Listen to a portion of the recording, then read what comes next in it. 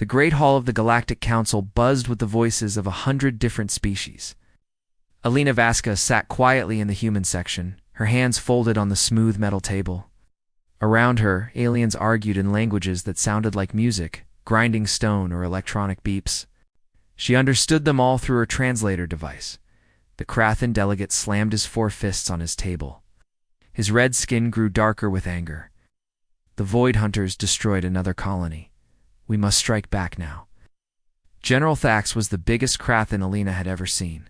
His people were born warriors. They had sharp teeth, thick armor-like skin, and muscles that could crush steel. The Krathan Empire controlled 40 star systems through pure military might.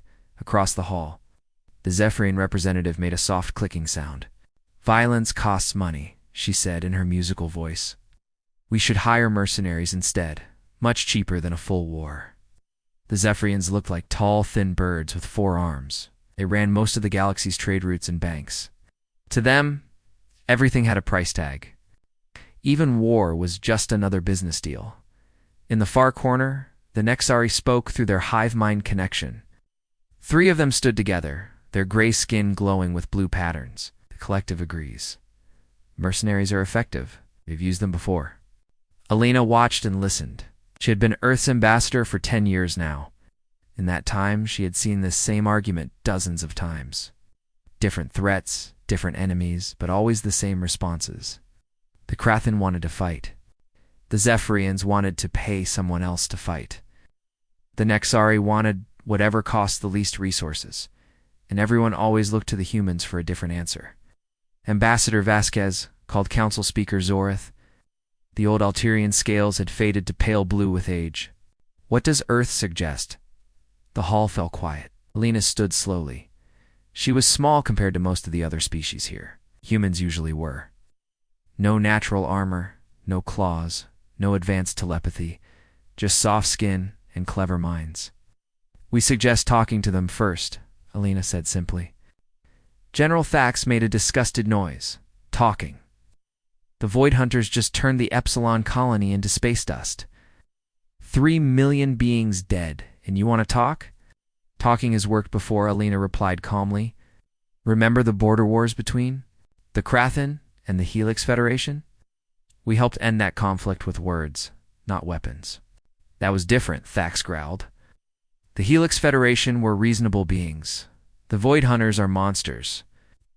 "Even monsters might have reasons for what they do," Alina said. "Perhaps they need resources. Perhaps they fear something. We should try to understand before we attack." The Zephyrian clicked her beak in amusement, so typical of humans, always looking for the peaceful path. "It is refreshing, I suppose." Alina had heard comments like this her whole career. The galaxy saw humans as the gentle species, the peacemakers, the ones who always found diplomatic solutions when everyone else reached for their weapons. It had not always been this way. When humans first joined the Galactic Council 300 years ago, the other species had been worried. Earth's history was full of wars. Humans had nearly destroyed their own planet multiple times. But something had changed during their space age. By the time they met other intelligent life, humans seemed to have outgrown their violent past. Elena's great-great-grandmother had been one of the first human diplomats. She had helped write the treaties that made Earth a member of the galactic community. Since then, humans had mediated dozens of conflicts. They ran refugee camps. They provided disaster relief. They built hospitals and schools on worlds recovering from wars. Never once had humanity suggested military action as a first response. "The humans have a point," said another voice. Elder Morvac of the Crystalline Assembly floated forward. His species looked like living gemstones that communicated through colored light. "Perhaps we should attempt contact with these Void Hunters." General Thax's red skin turned almost purple. "Contact? They broadcast their attacks across the galaxy? They want us to see the destruction they cause? There is no reasoning with such beings." "But we must try," Alina said. "War should always be the last choice, not the first." The debate continued for hours. Lena listened to the same arguments she had heard so many times before. The Krathan wanted immediate military action.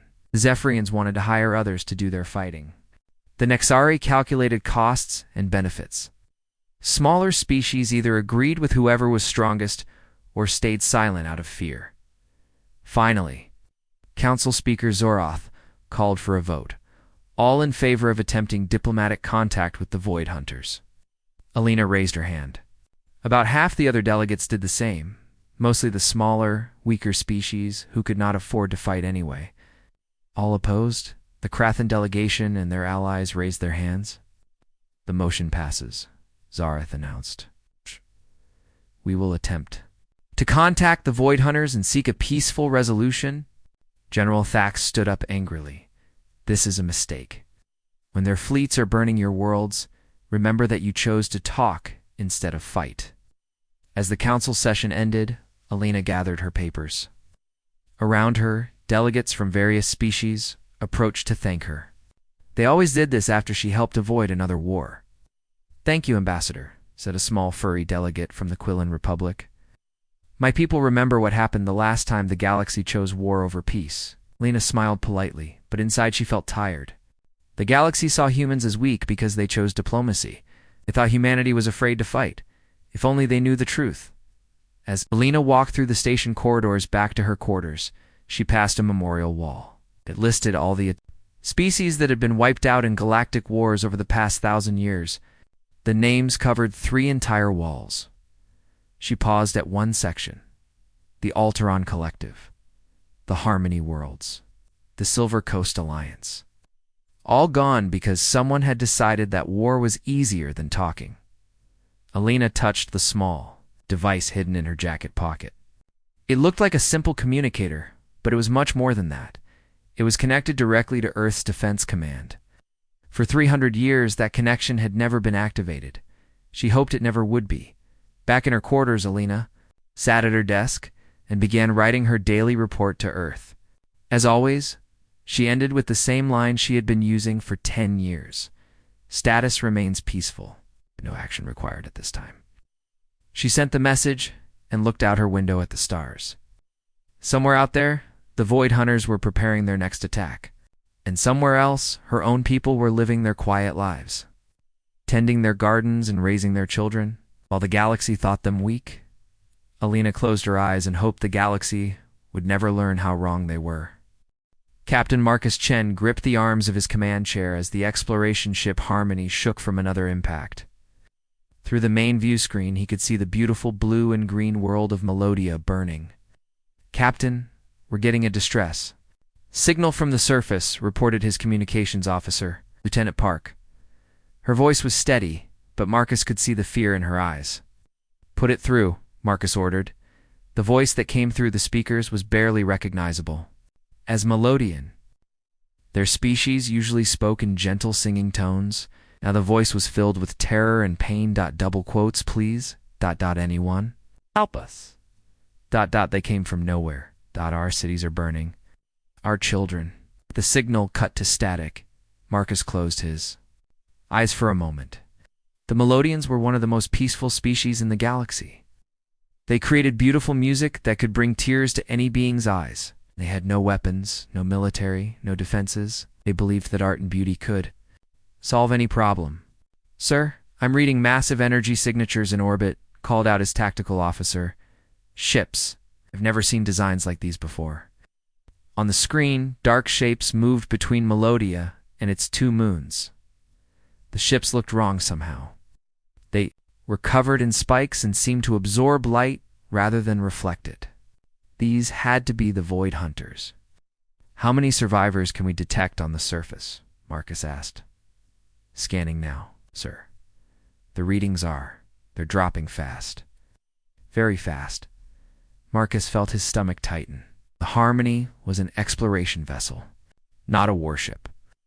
They had basic shields and no weapons except small defensive lasers meant for clearing space debris. His crew of 60 was made up of scientists, diplomats, and engineers. They were here to study the beautiful crystal formations. In this system's asteroid belt, they were not prepared for this. Sir, one of the alien ships is moving toward us, reported the tactical officer. Marcus looked at the approaching vessel. It was 3 times the size of the Harmony, covered in weapon ports that glowed with red energy. Open a channel, Marcus ordered. Channel open, sir. This is Captain Marcus Chen of the Earth vessel Harmony. We are a peaceful exploration ship. We demand you stop your attack on the Melodian world immediately. For a moment, there was only silence. Then a voice came through the speakers. It sounded like metal scraping against stone. Humans, we know of your kind. You speak of peace while others die. You will witness what happens to the weak, and you will carry this message to your galaxy. The transmission ended. On the screen, Marcus watched more explosions bloom across Melodia's surface. Entire continents were disappearing under clouds of fire and smoke. We have to do something, whispered Lieutenant Park. Marcus stared at the burning world. Every instinct told him to order an attack, to fight back somehow. But the Harmony was no match for even one of those ships, let alone the entire fleet. His duty was to his crew and to getting word back to Earth about what was happening here. But his heart was breaking for the Melodians. Take us closer to the planet, he ordered quietly, sir. His pilot asked in surprise. Said, take us closer. Maybe we can rescue some survivors. For the next 6 hours, the crew of the Harmony worked desperately. They used their small shuttle craft to reach the surface wherever they could. The Void Hunter ships seemed to ignore them, as if humans were beneath their notice. Marcus himself piloted one shuttle down to a burning city. The air was thick with smoke and the smell of death. He found a group of Melodian younglings hiding. In the ruins of what had once been a school, their large, gentle eyes were wide with terror. It's okay, Marcus said softly as he helped them into his shuttle. We're here to help. One of the younglings, barely old enough to speak, looked up at him with trust that broke his heart. Are you going to stop the bad ships? She asked in. Her singing voice Marcus could not answer. He just held her closer. By the time the Void Hunters finished their work, Melodia was a dead world. The beautiful cities were ash. The singing forests were silent. The crystal seas had turned black. The Harmony had managed to save 300 Melodians out of a population of 50 million. As they prepared to leave the system, Marcus received one final transmission from the Void Hunter fleet. This time, there was video. A being that looked like a nightmare stood on what Marcus recognized as the bridge of a ship. It had too many teeth, eyes like burning coals, and skin that seemed to move on its own. We are the Void Hunters, it said. We take what we want and destroy what we do not need. This world was weak, so it died. Tell your galaxy that we are coming for them all. The weak will perish. Only the strong deserve to exist. Behind the creature, Marcus could see Melodian prisoners chained to the walls. They were being kept alive for some terrible purpose. We broadcast this message to all worlds, the creature continued. Let them see what happens to those who cannot defend themselves. Let them fear us. The transmission ended, but Marcus knew it was being sent across the entire galaxy. Every world, every species, every government would see the destruction of Meli as the Harmony jumped to hyperspace. Marcus sat alone in his quarters and composed a message to Earth. His hands shook as he typed. To Earth Defense Command. Priority. Alpha. The Melodian system has been completely destroyed by hostile forces calling themselves Void Hunters. Estimated 50 million dead. We rescued approximately 300 survivors. The enemy demonstrated overwhelming military superiority and broadcast the attack across galactic networks as psychological warfare. Marcus paused, then added one more line. Recommendation. The talking is over. He sent the message and then sat. Staring out at the stars, a few days, they would reach the nearest space station and the galaxy would demand answers. The Council would want to know what happened. They would expect humanity to propose another peaceful solution. But Marcus had seen the truth in those burning cities. He had held dying Melodians in his arms. He had looked into the eyes of absolute evil and found no mercy there. Some enemies could not be reasoned with. Some lines once crossed could never be uncrossed across the galaxy. The video of Melodia's destruction played on every news channel. Panic spread from world to world as species realized they could be next. The Galactic Council called emergency sessions. Military fleets were mobilized. Trade routes were abandoned, And in a small office on the orbital station above Earth, a tired, old woman read Marcus Chen's message and reached for a red phone that had not been used in 300 years. Alina Vasquez had one more diplomatic meeting to attend. After that, there would be no more talking. Admiral Sarah Kim answered the red phone on the first ring. She had been waiting for this call her entire career, hoping it would never come. This is Admiral Kim. Sarah, it's Alina. Code 7. There was a long pause. Then Admiral Kim's voice came back harder than steel. Copy that, Alina. Code 7 confirmed. How long do you need? Give me 12 hours to get our people out of the council chambers. After that, ... After that, we stop pretending to be weak, Alina ended the call and began packing her things. Around the galaxy, human ambassadors and diplomats were quietly doing the same thing. The galaxy was about to learn what humanity had been hiding for 3 centuries, and they were going to wish they had never found out. Dr. Sarah Kim sat in the archives deep below the Galactic Council building. Around her, holographic displays showed thousands of years of galactic military history. She was not looking for alien battles, though. She was looking for human ones. Sarah had been the Council's chief military historian for 20 years. She studied how different species fought their wars, what tactics they used, what mistakes they made. It was supposed to help prevent future conflicts, but now she was searching for something else entirely. Computer, show me Earth's military records from 2050 to 2350. The display changed. Suddenly, Sarah was looking at 300 years of human warfare. The images made her stomach turn. Nuclear weapons that could destroy entire cities. Chemical weapons that killed everything they touched. Machines that could think and fight on their own. Focus on tactical doctrine and strategic planning. More files appeared. Sarah began to read, and with each page, her understanding of humanity changed completely. The humans had not become peaceful because they were weak. They had become peaceful because they had become too good at war. Every major military strategy used by galactic civilizations was already in these human files. The Krathan Empire's famous Thunder Charge tactic?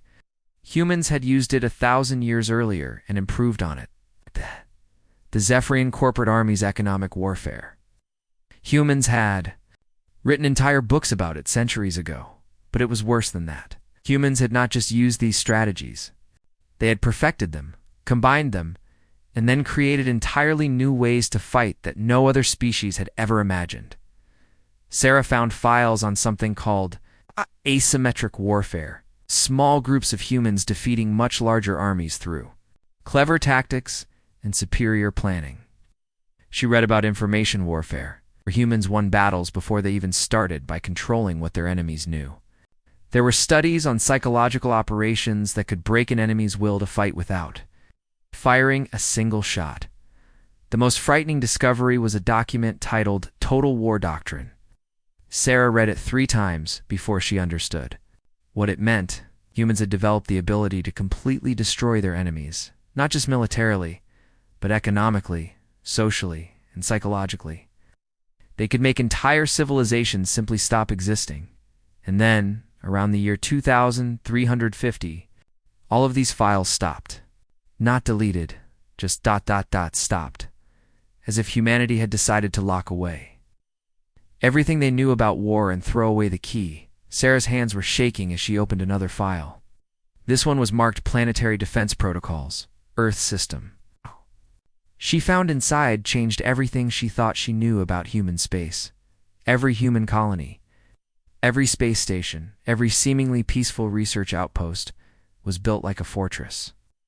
Hidden weapon systems were everywhere. Civilian factories could be converted to make military equipment in hours. Trade ships could become warships with simple modifications. The entire human civilization was designed to look peaceful while being ready for total war at any moment. Sarah was so focused on the files that she almost missed the emergency alert. That began flashing on her screen. She finally noticed it. Her blood turned cold. Attention. Void Hunter attack on New Geneva colony. All units respond. New Geneva was a human world. A peaceful farming colony with 2 million people, families, children, scientists, artists, people who had never heard anyone in their lives. Sarah activated the live feed from the colony. What she saw made her heart stop. The Void Hunter ships, hung in space above New Geneva like black daggers. Their attack had already begun. Energy beams lanced down from orbit, turning peaceful farmland into burning craters. But something was different this time. The people of New Geneva were not running in panic like the Melodians had. Instead, they moved with purpose. Farmers drove their equipment to hidden bunkers. Teachers led children to underground shelters that looked suspiciously well-armed. Scientists activated defense systems that definitely had not been in the original colony plans. Within 1 hour of the attack beginning, New Geneva had transformed from a peaceful farming world into a military fortress. The first Void Hunter landing ships touched down expecting easy prey. What they found was a coordinated defense that moved like clockwork. Every human seemed to know exactly what to do and where to go. Hidden turrets rose from beneath fake barns. Missile launchers emerged from underground silos disguised as grain storage.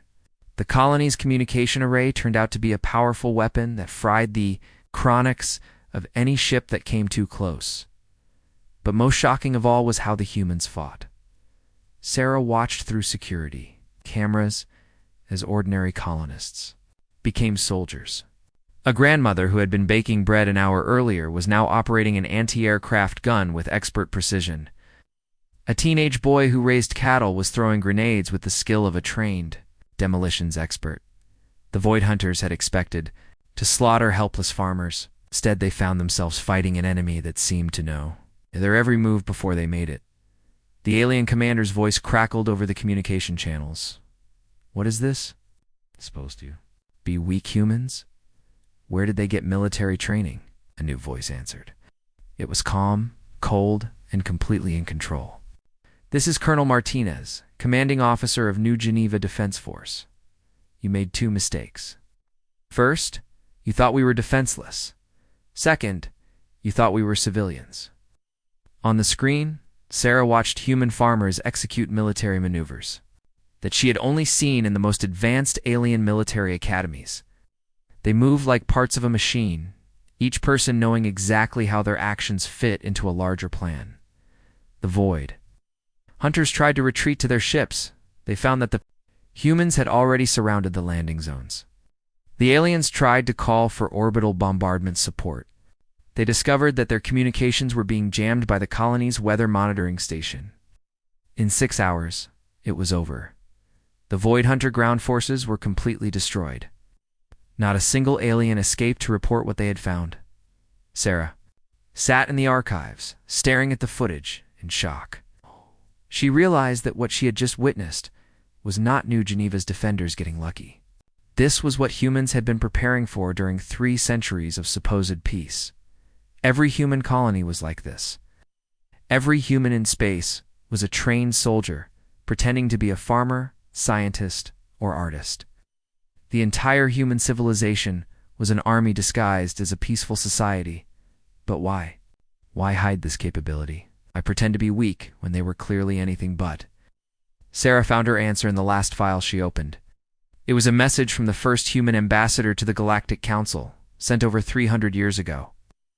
Have seen what total war can do? We have felt the cost of unlimited conflict. We choose peace not because we cannot wage war, but because we understand what war truly means. We will defend ourselves if we must, but we will not be the ones to bring destruction to the galaxy. We have learned that the greatest strength is knowing when not to use your power. Sarah understood now. Humans were not pacifists because they were weak. They were pacifists because they were the most dangerous species in the galaxy, and they knew it. For 300 years, humanity had been protecting the galaxy from itself, but now the Void Hunters had crossed a line that could not be uncrossed. They had attacked human worlds. They'd forced humanity to reveal what it truly was. Sarah's communication device buzzed. A message appeared on her screen from someone with maximum security clearance. "Dr. Kim, report to Earth immediately. Your real job is about to begin." Admiral Chen, as Sarah gathered her files and prepared to leave, She realized that the galaxy was about to change forever. Humanity had spent centuries hiding its true nature. Now they were done hiding. The gentle, peaceful humans that the galaxy knew and loved were about to disappear. In their place would emerge something that had been sleeping for 300 years. And Sarah had a terrible feeling that once this sleeping giant woke up, the Void Hunters were going to wish they had never been born. The age of human restraint was over. The galaxy was about to meet the species that had once nearly destroyed its own world and then decided to become something better. They were about to learn why that decision had been the most terrifying thing humanity had ever accomplished. Admiral Kenji Nakamura had been dead for 20 years. At least, that was what the galaxy believed. The old human had supposedly died peacefully in his sleep on a quiet farm on Earth, surrounded by grandchildren who thought he had spent his life growing vegetables. The truth was very different. Kenji stood on the bridge of the starship Retribution, watching through the main screen as human fleets appeared throughout the galaxy. Ships that had been hidden for centuries were finally coming out of the shadows. The vessels looked nothing like the peaceful exploration ships the galaxy knew. These were warships, sleek and deadly, built with technologies that made even the most advanced alien militaries look primitive. "Admiral, all fleets report ready," said his communications officer. Commander Torres had been dead for 15 years herself. Like Kenji, she had faked her death and spent decades preparing for this moment. "How many ships do we have operational?" Kenji asked. "Counting all hidden fleets, reserve forces, and converted civilian vessels. 43,000 combat ships." Sir Kenji nodded. For 300 years, humanity had been building this fleet in secret. Every human colony had hidden shipyards. Every mining operation had been cover for military construction. Every peaceful research station had been assembling weapons that no alien species had ever imagined. "And our intelligence on Void Hunter? Positions? Complete, sir. We've been tracking their movements since they first appeared in our space.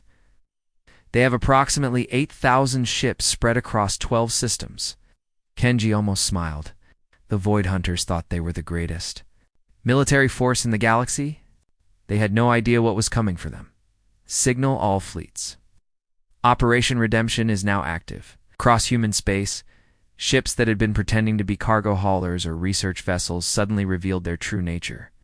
Weapons emerged from hidden compartments. Armor plating unfolded from what had looked like civilian hulls. Communication arrays transformed into advanced sensor systems designed for war. The first battle took place in the Helix Nebula, where a Void Hunter fleet was preparing to attack the peaceful Quillen Republic. The aliens had 12 massive battleships and expected easy victory against the small, furry creatures who had never hurt anyone. They never saw the human ships coming. Captain Lisa Park commanded the stealth destroyer Silent Thunder. Her ship had been following the Void Hunter fleet for 3 days, completely invisible to their sensors. Human stealth technology was based on principles that most alien species did not even know existed. "Target the command ship first," Lisa ordered. Full spread of quantum torpedoes. The torpedoes were weapons that the galaxy had never seen before. They did not just explode. They unmade matter at the atomic level, turning enemy ships into empty space. The Void Hunter command ship simply vanished. One moment it was there, the next it was gone, leaving only confused energy readings where a massive battleship had been. "They're trying to communicate with us," reported the communications officer. "Let them talk," Lisa said coldly. The Void Hunter commander's voice came through the speakers. It was the same metal scraping sound they had heard before, but now it carried fear instead of arrogance. "What are you? How did you destroy our flagship? Show yourselves." Lisa activated her ship's main viewer, dropping the stealth field. The Silent Thunder appeared on the alien sensors, like a ghost, becoming solid. "This is Captain Park of the Earth Defense Force. You have attacked peaceful worlds. You have murdered innocent beings. You have threatened humanity. This ends now." Void Hunter fleet opened fire with everything they had. Energy beams and missile barrages filled space, all aimed at the single human ship. None of the attacks reached their target. The Silent Thunder was protected by shields that worked on principles. The Void Hunters could not understand. The ship seemed to bend space around itself, making enemy weapons slide past without making contact. Lisa's tactical officer, a young man who had supposedly been a botanist until yesterday, began methodically destroying the alien fleet. Was perfectly placed. Each target was eliminated with mathematical precision. Within 30 minutes, 11 Void Hunter battleships had been reduced to floating debris. Similar battles were happening across the galaxy. Human fleets appeared wherever Void Hunters threatened civilian populations. Aliens found themselves fighting an enemy that seemed to know their tactics better than they knew them themselves.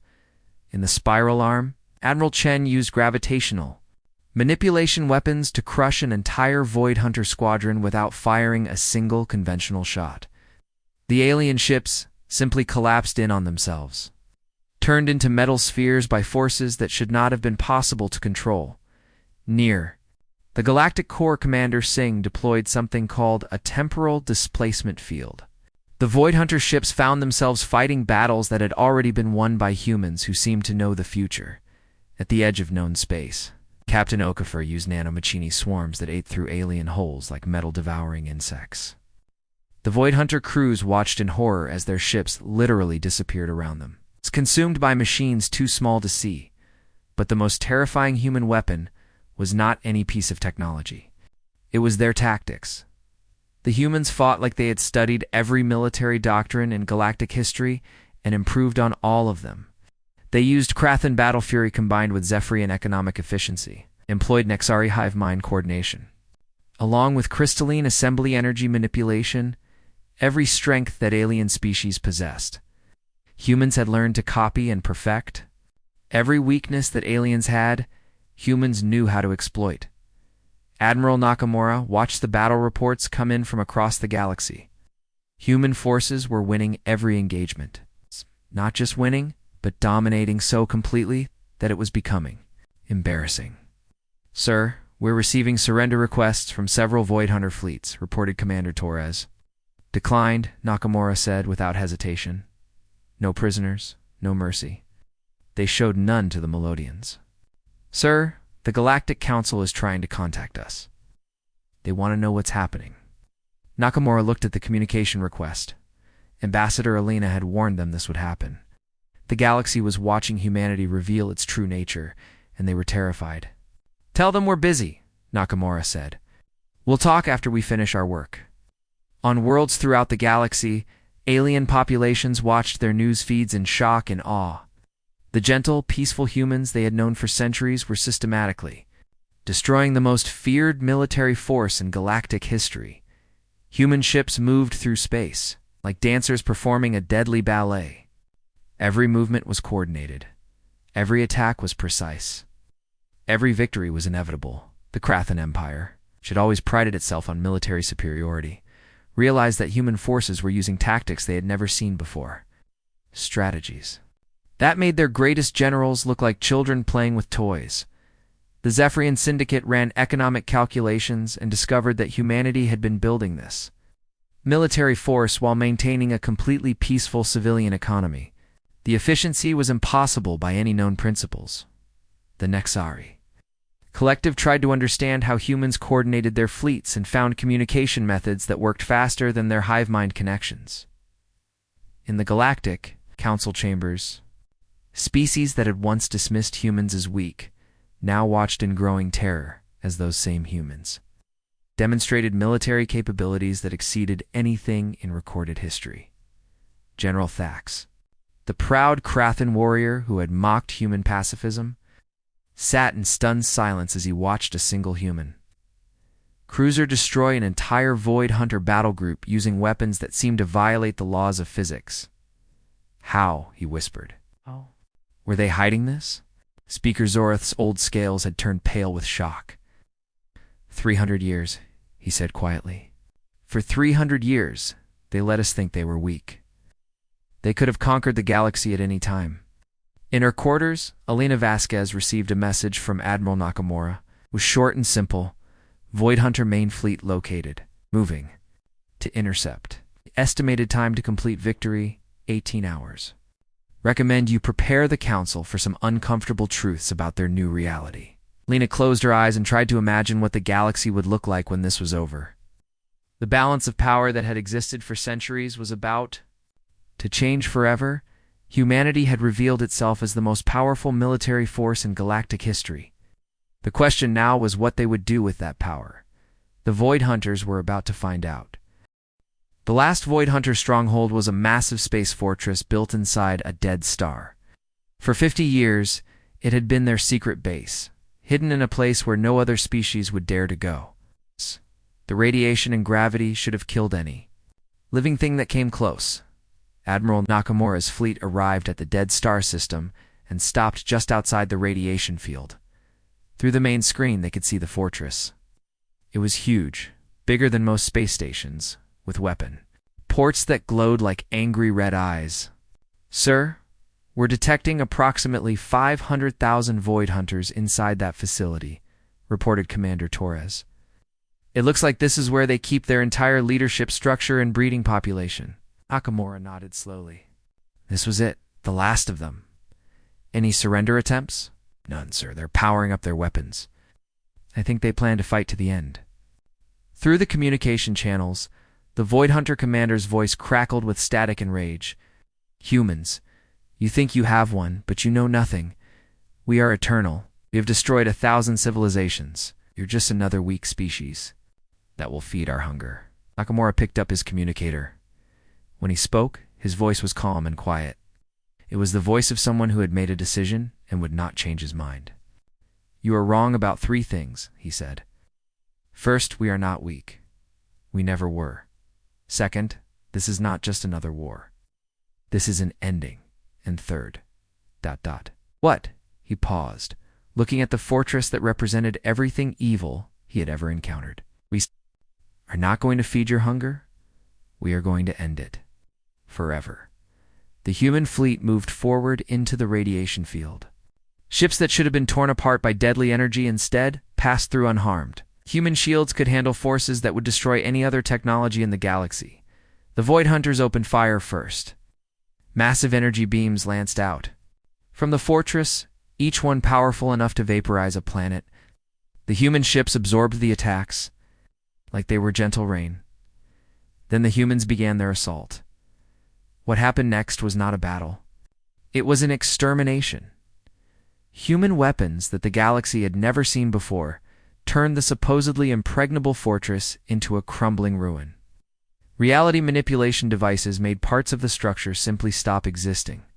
Temporal weapons caused sections of the base to age 1,000,000 years in seconds, crumbling to dust. But the most terrifying weapon was human coordination. Every ship knew exactly where to fire and when.